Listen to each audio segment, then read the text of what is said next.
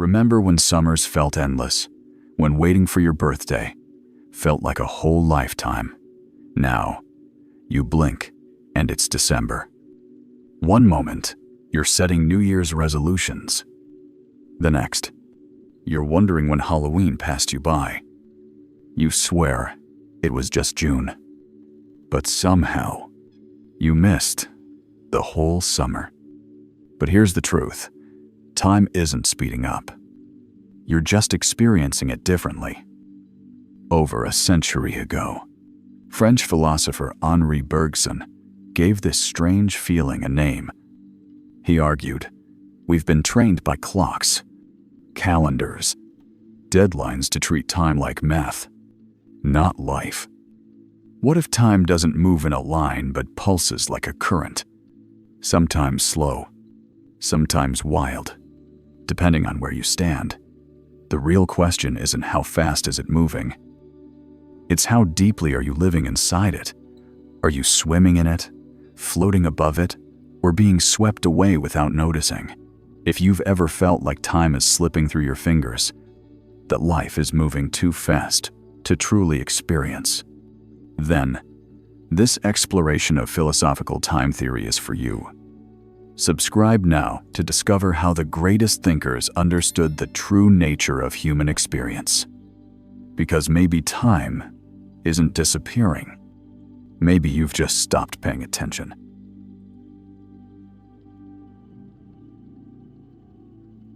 It's not just you. Most adults say the same thing. Every year feels shorter than the last. Birthdays arrive. Holidays vanish. And suddenly, another 12 months have slipped away. So, what's happening? One explanation comes from psychology. It's called the proportional theory of time. When you're 10 years old, 1 year makes up a full 10% of your life. That's massive. At 50, that same year is just 2%. Your brain, quite literally, experiences it as smaller. But this is only one piece of the puzzle. There's something else, something deeper. Routine. When your life becomes repetitive, same drive, same meetings, same digital habits, your brain stops paying attention. It's not broken. It's being efficient. You move through life on autopilot, and with no new sensory input, you stop forming vivid memories. Your days blend. Weeks compress. Whole months collapse into a vague impression. Here's the truth. We don't experience time as it happens. We reconstruct it through memory. And memory needs contrast. Think about it. There are weeks you remember, hour by hour. Your first week in a new job, the start of a trip, a time of crisis or joy. And there are years, whole years, where you struggle to recall a single meaningful moment. Now, consider this. During the COVID-19 lockdowns, millions of people shared the same strange feeling. Time felt heavy, but also weirdly empty. Why? Because when external life pauses, so does the formation of memory. And in the digital age, the problem gets worse. We scroll endlessly. We consume more than ever. But we remember almost nothing. Our attention is scattered. And without attention, time passes unnoticed. You don't just forget what you did yesterday. You start forgetting who you are becoming. This is why time feels like it's accelerating, not because it's moving faster, but because fewer moments are being truly lived. Neuroscience supports this. The brain encodes novelty, not repetition. So when every day looks the same, tu recall less. Less memory, less texture, to less time, at least as you experience it. Comfort erases the edges. And when life has no edges, time slips right through it. Life becomes easier, but emptier. Not because nothing happens, but because nothing stands out. And yet, if time can stretch or shrink depending on memory, attention, and emotion, then maybe time isn't fixed at all. Maybe it's not just your perception that's distorted. Maybe what we call time is something entirely different. That's exactly what one philosopher believed, and he dared to say it out loud in front of the greatest scientist of his time. His name was Henri Bergson, and he didn't just question our clocks. He questioned reality itself.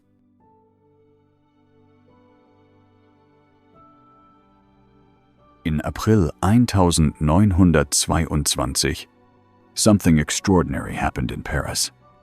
Two of the most brilliant minds of the century met face to face. Albert Einstein, Henri Bergson. One rewrote the laws of the cosmos. The other questioned the laws we use to feel it. They weren't just debating physics. They were battling over how humans exist in time itself. Einstein believed time was physical, a fourth dimension, tied to motion, gravity, and measurable with absolute precision. To him, time was part of the machinery of the cosmos. It bent near planets. It ticked, predictably in equations. It was useful, reliable, objective. Bergson disagreed. Deeply. He saw Einstein's time as an illusion, a tool, yes, but one that ignored something essential: human experience. Bergson believed real time wasn't found on a clock. It was found in feeling, in memory, in the invisible rhythm of thought. He called it live time, the kind you experience when you lose yourself in a moment, or when 1 second of silence feels like a lifetime. And so, in a crowded lecture hall in Paris, the two men clashed. Einstein stood firm. Time, he said, is relative to speed and mass, but it is still measurable, still real. Bergson countered, "You're measuring time with a machine. I'm talking about the time that flows through us." Einstein answered bluntly, "The time of the philosophers does not exist." It was a standoff. Precision versus perception. Équation versus expérience. Most scientists sided with Einstein. They said Bergson didn't understand the math, that his ideas were poetic but outdated. Bergson's influence in science began to fade. But something else happened. Writers, artists, psychologists, they saw truth in what he was saying. And today, neuroscience is starting to agree. Studies show that time doesn't live only in clocks. It lives in us. When you're stressed, time shrinks. When you're in awe, time stretches. A painful moment feels eternal. A joyful one disappears in a flash. The human brain doesn't just process time. It shapes it. Bergson gave us a way to feel time. Einstein gave us a way to measure it. So who was right?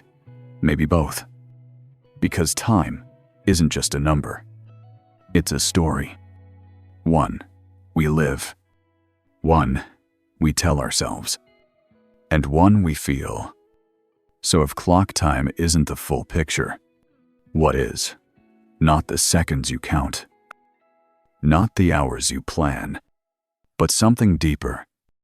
Something you've felt your entire life, but never quite had the words to describe.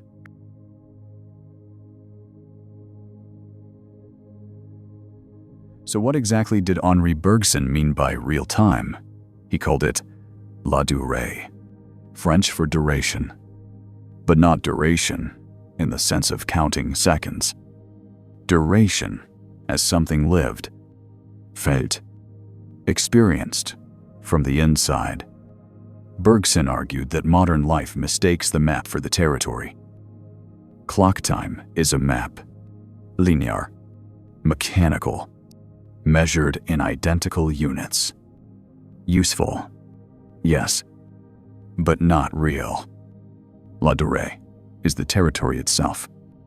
Messy, fluid, always in motion. It bends, it stretches, and it feels different depending on where and who you are. Imagine 10 minutes spent waiting at the DMV. Now imagine 10 minutes laughing with close friends. Same clock time, but not the same experience. In the first, time drags. You feel every second pass. In the second, it disappears. And somehow, later, those 10 minutes feel fuller, richer, more real.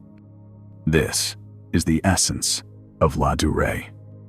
It's the time you feel when you're completely present, not watching the clock, but living the moment. And that brings us to an important metaphor.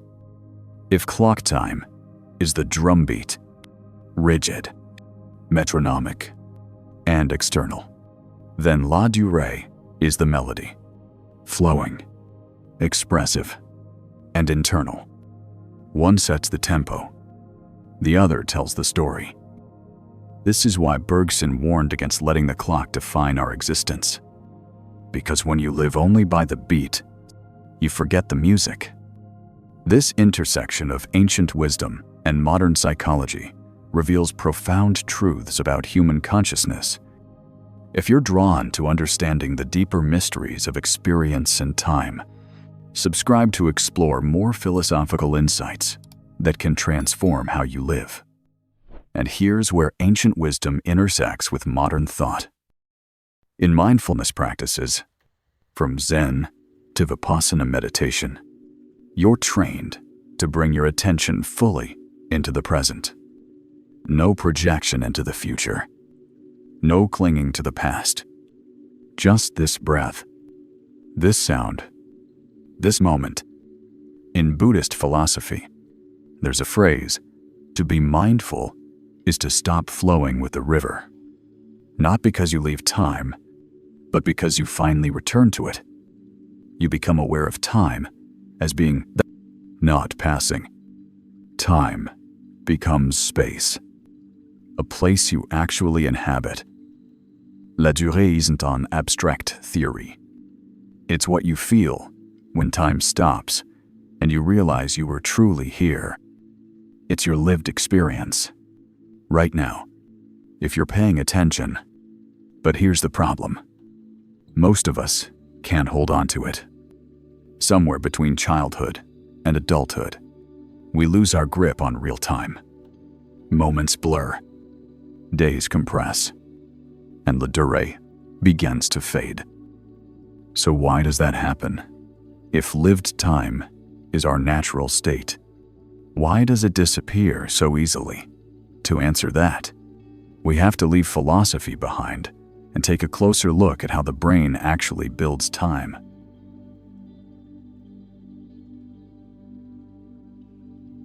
If Bergson's real time is something we feel, then why do we lose that feeling so easily? The answer lies in how the brain handles memory. We don't experience time directly. We reconstruct it after the fact, using memory as our guide. But memory doesn't record everything. It only keeps what stands out, what's emotionally charged, what's unexpected.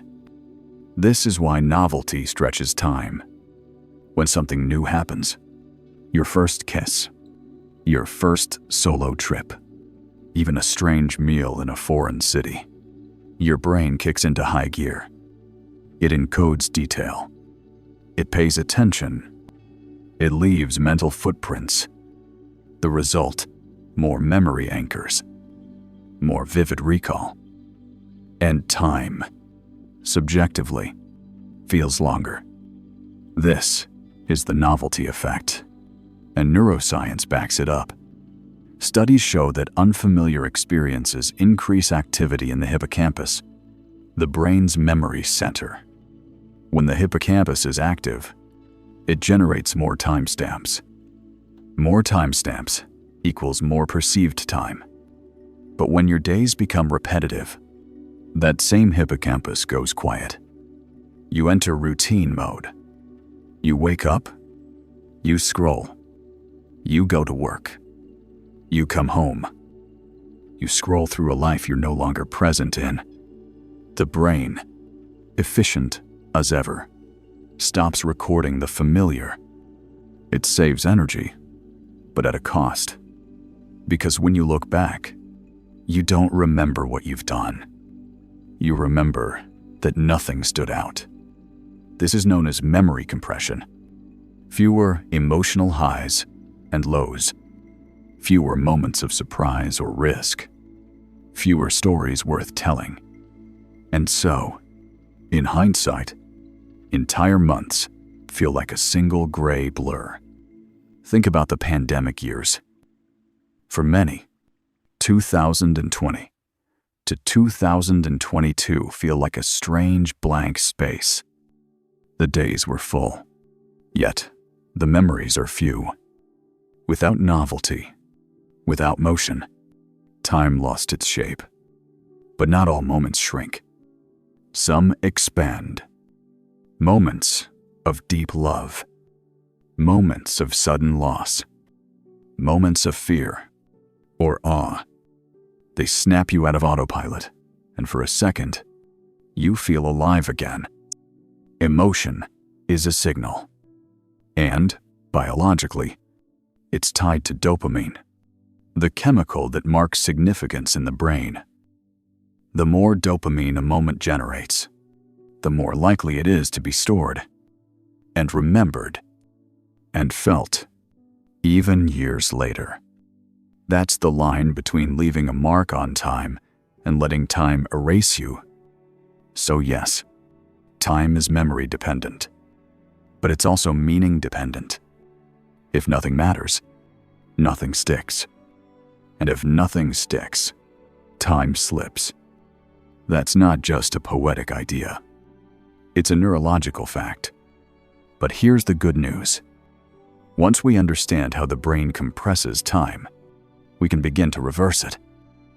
Because time isn't disappearing. We're just not giving it enough to hold on to.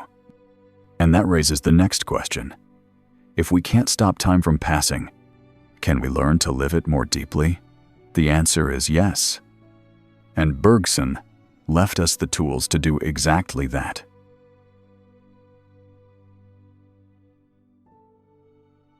Time is not something we manage. It's something we feel. And the way we feel it isn't defined by a clock. It's defined by attention. Henri Bergson called it la durée, the deep, inner flow of time. And if you learn to work with it, you can stretch time. You can make moments last longer. You can reclaim your life from the blur. But how? Let's break it down into 3 simple levels. Micro, meso, macro. Each one gives you a way to slow time down, starting today. First, the micro level. These are the small shifts you make every single day. Change your route to work. Try a new breakfast. Switch up your playlist. Even tiny variations force the brain to notice again. And when your brain notices, time slows down. Add this simple tool, the 5, 4, 3, 2, 1 mindfulness exercise. Name 5 things you see. 4 things you can touch. 3 you can hear. 2 you can smell. 1 you can taste. It sounds simple, but it pulls you into the now. And the now is where time stretches. Next, The meso level. This is about creating one new experience each week. Visit somewhere new. Try a new skill. Break your schedule on purpose. Why? Because novelty creates memory markers. And memory markers make the week feel longer when you look back. No more months disappearing without a trace. Each week becomes a story with shape, not a smudge in the blur. Now, the macro level. This is where real transformation begins. Plan something that breaks your pattern. A solo trip. A new discipline. Something that changes how you see yourself. Big moments create big memory. Big memory slows down the feeling of time. And with enough of them, life no longer flashes by. Want to make this even easier? Start a journal called Moments That Stretch Time. At the end of each day or week, write just one line. What made time feel slow today? What made it vanish over time? You'll see the pattern, and you'll learn how to design your time. This isn't just about time management. It's about life transformation. If you're ready to break free from the blur and start living with real presence, subscribe to continue this journey of conscious living and philosophical awakening. But here's the deeper truth. It's not just about experiences. It's about how you respond to them. Think of the Stoics. They didn't just manage time. They mastered their reactions. By staying present, by staying calm, they gained power over the chaos around them. And in that space, time opened up. Stillness isn't emptiness. It's the only door to real time. Stop fighting the silence. Stop running from stillness. Because when you feel the moment fully, you stretch it.